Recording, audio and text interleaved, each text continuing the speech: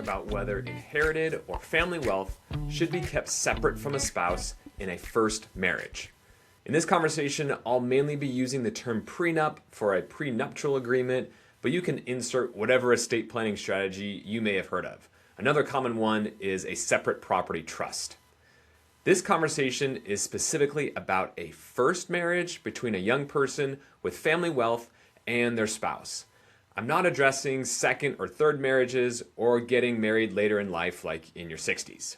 In the wealth advising world, when a young inheritor gets engaged, the conversation almost immediately turns to one thing: protect the family. Advisors, attorneys, and parents often frame this as straightforward financial planning. The goal is to protect family wealth. So the recommendations usually look something like this: get a prenup or a separate property trust, keep inherited assets separate. From a technical perspective, these tools make sense, but I think there's a deeper question we should be asking. What risks are we actually trying to manage? Because in most of the wealth industry, the focus is almost entirely on financial risk, the possibility that wealth built by parents could leave the family if the marriage ends in divorce. But what often gets overlooked are the human risks, the relational risks, and in many cases, those risks are far more significant than the financial ones. Before we talk about prenups themselves, it's helpful to zoom out and think about the bigger picture. Most parents want two things for their children. First, they want their child to have a happy and successful marriage. And second, they want the family wealth they've worked so hard to build to be protected. Those are both reasonable goals, but sometimes they can pull in slightly different directions. Marriage fundamentally creates a new family unit. There's a line in Genesis that says, "A man leaves his father and mother and is united to his wife." In other words, marriage creates a new center of loyalty and partnerships. And that raises an important question when wealth is involved. Should inherited wealth remain something that belongs to the individual spouse, or should it become part of the shared life of the couple? The wealth industry tends to answer that question quickly and structurally through prenups, trusts, and asset segregation. But those structures don't just manage money, they shape relationships, and that's where things get complicated. At Birchwood Capital, we help families make smarter decisions with their wealth, from investing to long-term planning, all for a flat fee. If you feel like you should be getting more value than the AUM fee you're currently paying at your brokerage firm, visit engagewithbirchwood.com. When prenups are introduced into the conversation, they can create several distortions in the relationship. I think there are four that show up most often. Number one, agency. Number two, loyalty. Number three, unity. And number four, equality. Let's start with agency. For many young inheritors, the prenup conversation doesn't actually begin with them, it begins with parents, or their advisors, or their attorneys. And suddenly, the inheritor is no longer just an adult making their own life choices. Instead, they become part of a larger system built around protecting family wealth. And now they're being told they need to protect that wealth from the person they've chosen to marry. That can feel deeply uncomfortable, and at best, it feels confusing. At worst, it feels morally wrong. From the perspective of the non-wealthy spouse, the message can land in a very particular way. Even if it's never said explicitly, the underlying message can feel like this: you're always going to be on the outside. What's interesting is that sometimes when inheritors push back, when they say they don't actually want a prenup, the advisors often back off pretty quickly, which reveals something important. The prenup wasn't necessarily about the couple's decision, it was about industry norms. The second distortion is loyalty. When prenups are introduced by parents or advisors, the inheritor can suddenly feel caught between two sides. On one side is their family of origin, on the other side is the person they're about to marry. And the prenup conversation can unintentionally frame the situation as a choice between the two. But marriage fundamentally requires a shift in loyalty.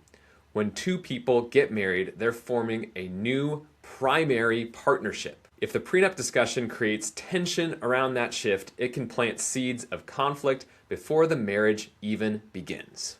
The third issue is unity.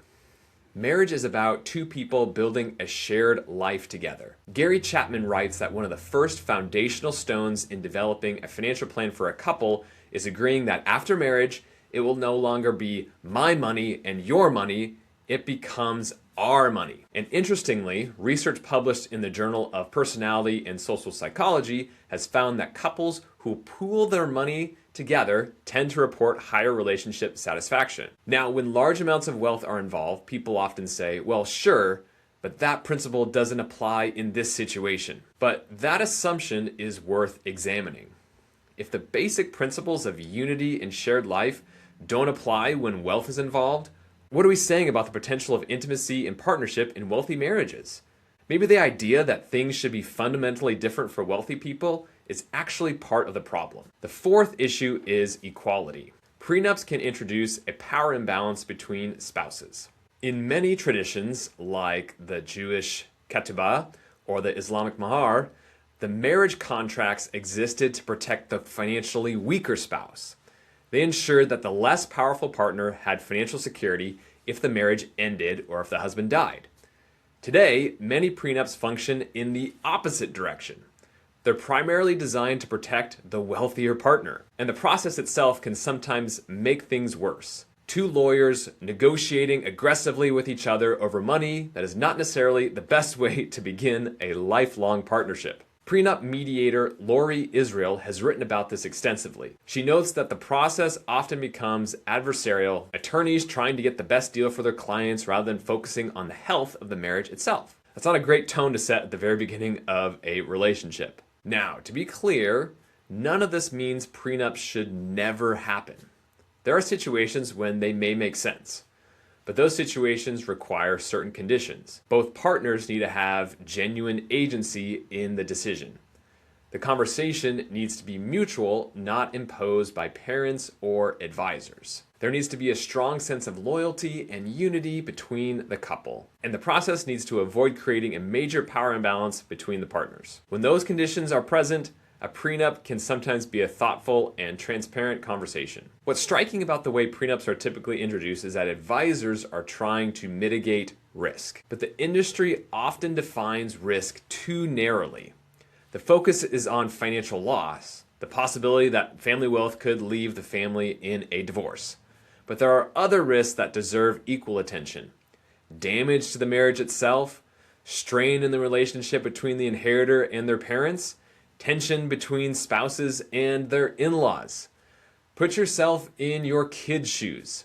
If you were looking at your own marriage at its beginning, wouldn't you feel a little weird if your new in-laws suggested you get a prenup? Wouldn't you feel like they didn't see you in the best light? Charlie Collier writes in the book Wealth of Wisdom that at the root of many prenup discussions is fear. Parents fear that their wealth will end up in the wrong hands, often meaning the son-in-law or daughter-in-law who isn't considered good enough. Jay Hughes talks about this dynamic in his work on the cycle of the gift. When we feel fear, our instinct is to seek control. But the reality is that there are many things parents simply cannot control. You cannot control your child's career, and you certainly cannot control whether their marriage succeeds or fails.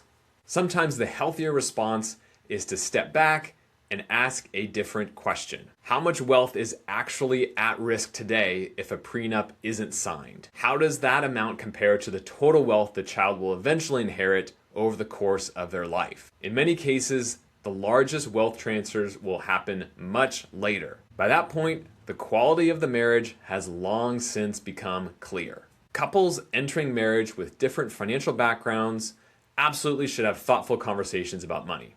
But ensuring that the wealthier spouse never becomes less wealthy if the marriage fails is usually not the most important conversation they need to have. So perhaps the real question for families and advisors is this: what if protecting relationships matter just as much as protecting assets? Prenups or separate trusts are not costless. They shape the emotional and relational dynamics of a marriage from the very beginning. And before recommending them automatically, it's worth asking whether the financial risk we're trying to manage might be smaller than the relational risk we're introducing. All right, that's a wrap on prenups, inherited wealth, and marriage. As always, thank you to our editor, Kevin, and thanks to you for listening or watching.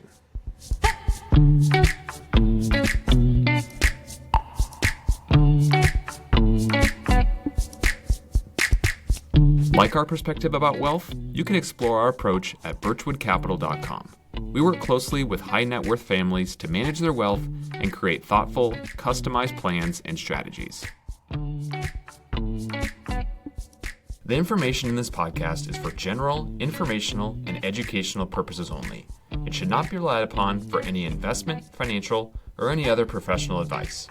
The opinions expressed by the hosts and guests are their own and do not necessarily reflect the views of any affiliated organizations. Investing in financial markets involves risk, including the loss of principal. Past performance is not indicative of future results. Consult with a qualified professional before making financial decisions. Thanks for listening.